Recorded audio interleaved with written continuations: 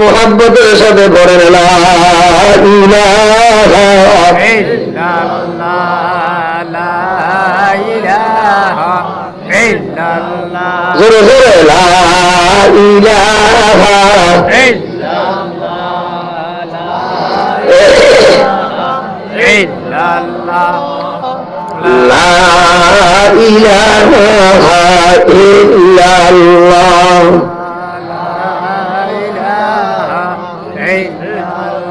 লা ইলাহা ইল্লাল্লাহু মুহাম্মাদুর রাসূলুল্লাহ।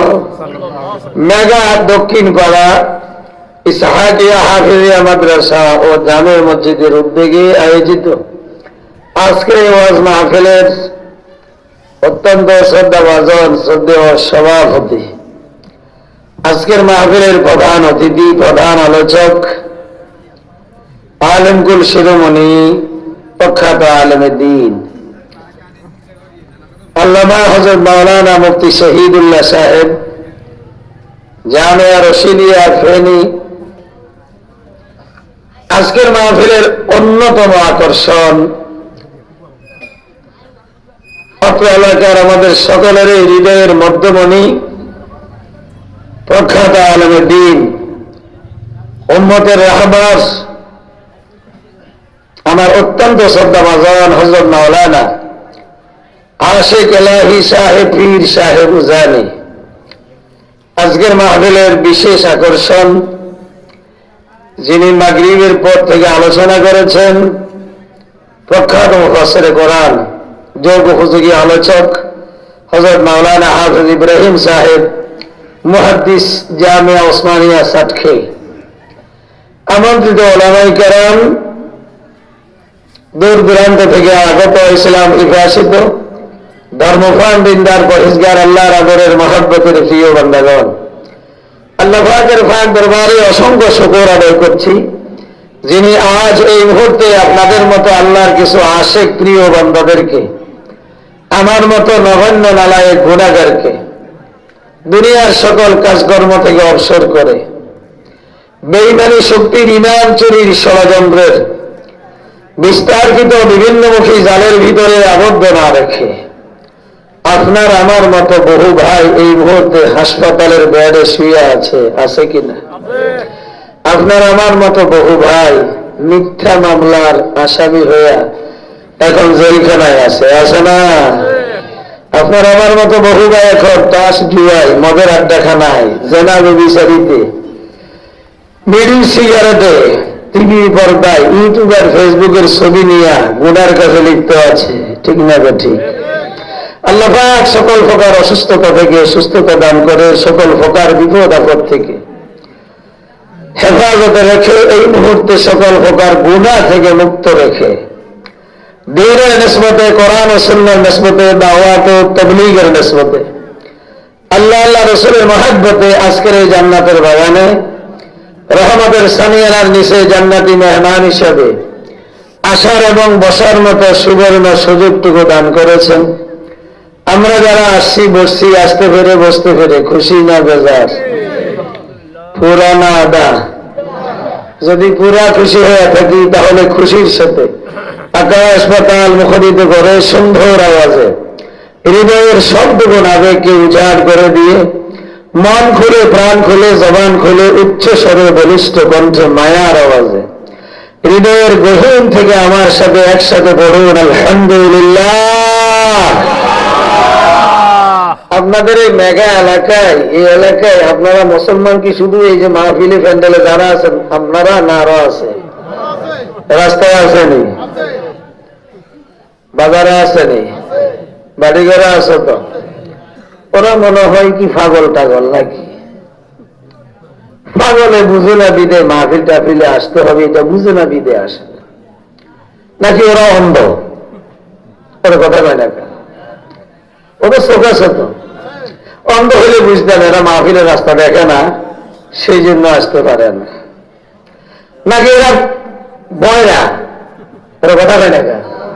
তাহলে ওরা শুনো না, তা আসতে পারে না কেন? আচ্ছা চোখ তো আবু জাহিল্লার ছিল, ছিল কিনা? কান ছিল কিনা? জ্ঞান ছিল নি? আচ্ছা আবু বকরের চোখ ছিল নি? কান ছিল নি? জ্ঞান ছিল নি? আবু বকরের জ্ঞান দ্বারা ইসলামকে বুঝেছে, আবু বকরের চোখ দ্বারা ইসলামকে দেখেছে, আবু বকরের কান দ্বারা কোরআনকে শুনেছে। আবু জাহেলের চোখ দ্বারা ইসলামের পথ দেখে নাই, কান দ্বারা হকের কথা সত্যের কথা শুনতে পারে নাই, জ্ঞান দিয়ে ইসলামকে বুঝতে পারে নাই। সেই জন্য তার উপাধি ছিল আবুল হাকাম জ্ঞানীর বাবা। ইসলামকে সত্যকে হত্যা না বুঝার কারণে আল্লাহ কল তুই কখনো জ্ঞানীর বাবা হতে পারছ না, তুই হলি আবু জাহেল সবচাইতে মূর্খের বাবা। কথা কি না দেখো? এই দেশে বহু চৌকালা কানওয়ালা জ্ঞানওয়ালা লোক দাবিদার আছে, আবার ফাঁকে ফাঁকে সময়ে সময়ে দোকানে বসে বসে কোত্তার আটা খিসে, আজকাল খিসে। কম বুঝি, মোল্লা মলিবি কি বুঝে? 20 বছর পর্যন্ত রাজনীতি করি।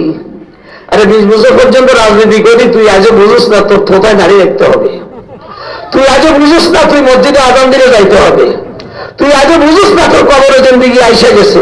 তুই 14 বছর 20 বছর রাজনীতি করে শিক্ষক কিভাবে বিদেশে হাজার টাকা শুরু করি বাংলাদেশ থেকে পাচার করা যায়, ঠিক না? তুই 20 বছর পর্যন্ত রাজনীতি করে দেশের গরিব মানুষের মাথা মাইরা গরম পাড়ায় বাড়ি করা শিখেছ। কথা ঠিক না? তুই কিছুই বুঝস না। قیمت ہر چیز رادانی کے سیست، قیمت ہر چیز رادانی کے سیست، قیمت خود رادانی احمقیست। দেখো ও বোকা, সব বুঝছস, সব বুঝস, দুনিয়া সারা গিয়ে সব জানস, কিন্তু আজও নিজের বুঝ নিজের কাছে নাই। তুই কে? তুই ছিলি কোথায়? আসছত কোথায়? তোর কাজ কি? যাবি কোথায়? মান আরাফা নাফসাহু ফাকাদ আরাফা রাব্বাহু। তুই নিজেরে চিনতে পারস নাই, তুই মালিকেরই চিনবি কই থেকে? তুই নিজেরে চিনলে না, তুই মালিকেরই চিনতি। এখন এক প্রকার মুসলমান আছে, এগুলা নামের আর বংশীয় দাবিদার মুসলমান, ঠিক না বেটি? যদি এলাকার সকল মানুষ ফাঁকা মুসলমান হইতো, ফাঁকা ফাঁকা নির্বিজাল মুসলমান হইতো, নির্বিজাল ইমানদার হইতো, তো যে এলাকায় কোরআনের মাহফিল চলে ওই এলাকার মুসলমান কোরআনের মাহফিল ছেড়ে অন্য জায়গায় থাকা কখনো সম্ভব হতে পারে কেন? وَإِذَا تُلِيَتْ عَلَيْهِمْ آيَاتُهُ زَادَتْهُمْ إِيمَانًا। যারা মুসলমান, যারা ইমানদার, একজন ইমানদার যখন কোরআনের কথা শুনে, কোরআনের আওয়াজ শুনে, কোরআনের আওয়াজ তার কান স্পর্শ করে, কোরআনের তেলাওয়াত তার কান স্পর্শ করে, আল্লাহ কয় সাথে সাথে ইমানদারের ইমানের তেজ, ইমানের লোড, ইমানের ওট, ইমানের পাওয়ার আগে যাই থাকে তার চাইতে কয়েক গুণ বাড়তে থাকে। সুবহানাল্লাহ। না যদি ইমানদার অন্তরে কোরআনের তারা শোনার সাথে সাথে ইমানের পাওয়ার বাড়ে, তাহলে ইমানদার আল্লাহর মহব্বতের ভালোবাসায় আল্লাহর কোরআনের ডাকে, কোরআনের মাহফিলে আসতে বাধ্য হয়, ঠিক কিনা? যেহেতু একজন ইমানদারের অন্তরে ভালোবাসা কার? জোরে কয় না? কার কার কার? কতটুকু ভালোবাসা? বেশি না কম? কতটুকু? الذين آمنوا أشد حبا لله। যিনি প্রকৃতি ইমানদার, তার অন্তরে ভালোবাসা থাকবে পৃথিবীর সব কিছুর চাইতে বেশি না কম? সবকিছু বলতে কি দলের নেতা তো চাইতে কম? কথা কন না? আওয়ামী লীগের চাইতে কম, বিএনপির চাইতে কম, খালেদার চাইতে কম, হাসিনার চাইতে কম? কম না বেশি থাকবে? কথা কয় না? আপনি ইমানদার, আওয়ামী লীগও করেন, বিএনপিও করেন, আবার মুসলমানও দাবি করেন, করে না? তাহলে আওয়ামী লীগ করলে কি হয়েছে? আমরা কি নামাজ পড়ি না? আমরা কি ইমানদার না? বিএনপি করলে কি হয়েছে? আমরা কি ইমানদার না? আবার একটা জাতি পার্টি করি, আমরা কি হয়েছে? আল্লাহ কয় না যে দলেই করস না কেন, ইমানদারের দল কিন্তু একটা। কয়টা? আর পৃথিবীর মানুষ সকলের জন্য দল হলো দুইটা। কয়টা কয়টা? একটা হলো হিজবুল্লাহ আর একটা হলো হিজবুল শয়তান। ঠিক কিনা? ইমানদারের দল আল্লাহর দল, বেঈমানের দল শয়তানের দল। কথা কয় না কা? এবার আল্লাহ কয় ফারিকুন ফিল জান্নাতি ওয়া ফারিকুন ফিস সাঈর। তোরা আমি চিনি না, দিন বুঝিনি না, জাতি বাড়ি যাসর বাসদ এইসব বুঝি না, চিনি না। এর পৃথিবীতে দল হলো আল্লাহর সিদ্ধান্তে দুইটা। বলেন কয়টা? কথা কয় না কা? কয়টা? একটা হলো জান্নাতের দল আর একটা হলো জাহান্নামের দল।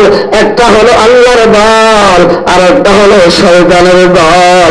যারা আল্লাহর দলের মানুষ ওরা হলো প্রকৃত ইমানদার, আর ইমানদারের অন্তরে ভালোবাসা থাকবে বেশি কার। তাহলে তুমি আওয়ামী লীগ করো, তুমি বিএনপি করো, নেতার বিরুদ্ধে কথা কইলে চতুরাঙ্গাও, তোমার দলের বিরুদ্ধে কথা কইলে স্বার্থের ব্যাঘাত করলে তোমার মাথায় রক্ত উঠে। আবার তুমি ইমানের দাবিদার, তোমার সামনে তোমার নাকের ডাগায় তোমার নবীর গালি দেয়, তোমার নবীর অপমান করে, তোমার আল্লাহর বিরুদ্ধে কথা কয়, তোমার কোরআনের বিরুদ্ধে কথা কয়, তোমার মাথায় রক্ত উঠে না। আবার বিশ্লেষণ চাঁদ ওখানে বসে বসে বিশ্লেষণ করো ওদের তালে তাল মিলায়া। এবার বলো, যদি তুমি মুসলমান হওয়া ওদেরকে সমর্থন করো, ইসলামের দুশমনদেরকে সমর্থন করো, যদি ইমানদারের দাবিদার, যদি মুসলমানের দাবিদার, তুই আর মুসলমানের দাবিতে নাই, তুই আর ইমানদারের কাতারে নাই, তুই হইলি আবু জাহেলের দলের ওই শয়তানের দলের অন্তর্ভুক্ত, তুই হইলি মুনাফিক মার্কা ইমানদার। কথা ঠিক কিনা? আছে না? না তুই আমলি করস, তোর পরিচিত আমলি কিনা, তোর পরিচয় তো বিএনপি না, তোর পরিচয় তো জাতীয় পার্টি না, তোর পরিচয় হলো তুই একজন মুসলমান, তুই একজন ইমানদার। কথা ঠিক না? তাহলে ইমানদারের অন্তরে ভালোবাসা থাকতে হবে বেশি কার? আরে বলে পান না, একটু আগে আসবেন। এইভাবে বসলে কিন্তু সুন্নতের খেলা, এবার বসাটা সুন্নতের খেলা। করার জন্য ফাঁকে দিয়ে এসে বসবে আর ষড়যন্ত্র করে চক্রান্ত করে নিয়ে আসবে। আমার মুরব্বীকে একবারে চলে নিয়ে যায়, জানেন না, বাড়িতে বসতে পারবেন গ্যারান্টি নাই। কত সংবাদ আসবে, ফজরের সময় আলাম করবো অমুক মাহফিলের থেকে চলে আইছে, রাত 3:30টায় কাবিন রেস্টুরি হয়ে গেছে, সকালে 11টায় জানাজা। ঠিক না? ঠিক বিশ্বাস আছে নাকি? আপনি নিয়োগ করছেন বাড়িতে যাবেন, আপনার ইচ্ছা, আপনার সিদ্ধান্ত, আপনি ঘরে বাড়ি ঘরে যাবেন। আল্লাহর আরব কয়, আল্লাহর আলী কয় রে না রে, বাড়ি ঘরে যাওয়া হয় না। কদম সুয়ে আমার কদম, নজর সুয়ে দুনিয়া, कदम सुए मर कदम नजर सुए दुनिया, कहाँ जा रहा है कहाँ देख रहा है, किधर जा रहा है किधर देख रहा है। बंदा रे মনে করস তুই বাজারে যাস, মনে করস শ্বশুর বাড়িতে যাস, মনে করস তুই তোর বাড়ি ঘরে যাস, কদমটা দিয়েছ শ্বশুর বাড়ি দিকে, কদমটা দিতেছ বাবা বাড়ির দিকে, কদমটা চালাইছে তোর বাড়ির দিকে, কিন্তু তোর কদমটা তো বাড়িতে যাচ্ছে না, তোর কদমটা চলছে কবরের দিকে। কথা ঠিক কিনা? আশ্চর্য সংবাদ বের হয়, গিরে এলাকা অল্পাদ দি ওই বদলকোট বাজারে গেছে, আমি সামনে দিয়ে হুন্ডা চালায়, 10 মিনিটের মাথায় ছেলেটা বাজারে বুঝতে পারে না, 5 মিনিটের মাথায় কত অ্যাক্সিডেন্ট হয়েছে, বাবা যাইতেছে বাজারে, চলে গেছে কবরের দিকে। ঠিক কিনা? আমি আর আপনি এখন মাহফিল ছাইরা আশা আছে জামু বাড়ি যাবে, আল্লাহর আরো কয় না না, তোর এমন হতে পারে কদমটা চলে যাবে কবরের দিকে, নজরটা রাখছে তোর ঘরের দিকে, বাড়ির দিকে। কথা ঠিক কিনা? আমরা প্রতিটা মুহূর্তে প্রতিটা কদম দিতেছি কবরের দিকে, নজরটা রাখছি দুনিয়ার ক্ষমতার দিকে। আওয়ামী লীগ চাই আওয়ামী লীগ ক্ষমতা, বিএনপি চাই বিএনপি ক্ষমতা। ঠিক কিনা? ওরা কদম দিতে সব কবর। এই মামলা কথা আমরা চলে যান আগামীকাল বসবেন নাকি? জীবনের শেষ বসা তো হইতে পারে। কত বসা বসছেন, সেই বসাতে বসি বসি তাস খেলছেন, জুয়া খেলছেন, কারো গীবত করছেন, সিগারেট টানছেন, সেই জমিনটা তো সাক্ষী হয়েছে। বুঝছেন? আর আজকে জমিনে যেই জমিনে বসে আপনি মাহফিল শুনতেছেন, এই জমিনটা তো সাক্ষী হয়েছে। আল্লাহর কসম, জমিনে আল্লাহর দুনিয়ায় আল্লাহর জমিনের যে জায়গায় বসে যাই করেছ, পুরোটা জমিন উঠে যাবে। যেখানে বসে যাই করেছ, এই জমিন তোমার পক্ষে আর বিপক্ষে সাক্ষী দেওয়ার জন্য আল্লাহর আদালতে হাজির হয়ে যাবে। ঠিক না রাখি? যেখানে বসে টাচ খেলাইছেন সেটা কি সাক্ষী দিবে না? আর এখন মাহফিলে না বসে বেটা রাস্তা রাস্তা হাঁটি সিগারেট টানস আর হুজুরকে বদনাম করস, তোর এই জমিন তো তোর বিরুদ্ধে সাক্ষী দিব। আর এখানে বসে যদি মারা যান, আল্লাহর কসম, এই জমিন মাদ্রাসার মসজিদের সামনে এই জায়গাটা আল্লাহর আদালতে হাজির হবে আর বলবে, আল্লাহ তোমার বান্দা যে রাত্রে মারা গেছে, ওই রাত্রে আমার উপরে বসে বসে তুমি মালিকের স্মরণ করেছে, আল্লাহ নেকামল কামাই করেছে, আমি জমিন তার সেই নেকামলের সাক্ষী দেওয়ার জন্য তোমার দরবারে হাজির হয়ে গেলাম। আল্লাহ তুমি কবুল করে রক্তাবু এরাই ছিল ওয়াসিলা। আবার করি বান্দা বানাইছে, মায়া করি দুজকে জ্বলবি তুই আর আল্লাহ তামসা চাইবো, এটা আল্লাহর ইচ্ছা না। বহুত বড় আদরের, বড় মায়ার, বড় দয়ার বান্দা। আল্লাহ দেখবে তোর কোন একটা ভালো কাজ পাওয়া যায় কিনা। যদি দেখে জীবনের শেষ মুহূর্তে ওই মেগা মাদ্রাসার মাহফিলে বৈশা সময়টা কাটাইতেছে, অন্তত এই একটা নেকামল পাইছে, আল্লাহ খুশি হয়ে গেলে আজকের এই মাহফিলটা এই নেকামলটা রুসিলায় নাজাতের ফায়সালা হয়ে যেতে পারে। ঠিক না? দেখে বিশ্বাস আসেনি? তাই আমি অনুরোধ করব, যারা রাস্তায় আছেন, যারা বাড়িঘরে আছেন, যারা দোকানপাটে আছেন, রাতটারে জীবনের শেষ রাত মনে করেন। আপনি যে এই রাত পর্যন্ত বেঁচে আছেন, বয়স আপনার 40, 50, 60, 70 বছর যা হয়েছে। আপনার এই রাতের এই অংশ পর্যন্ত বেঁচে থাকার শক্তি দিল, বেঁচে থাকার সময় দিল কে? বয়স আপনার 50, 60, 40, 30 যা হয়েছে তো আপনার আল্লাহর দেওয়া জীবনের সময়টা, এটা কি আল্লাহ আপনার কাছে আমানত দেয় নাই? কথা কন না?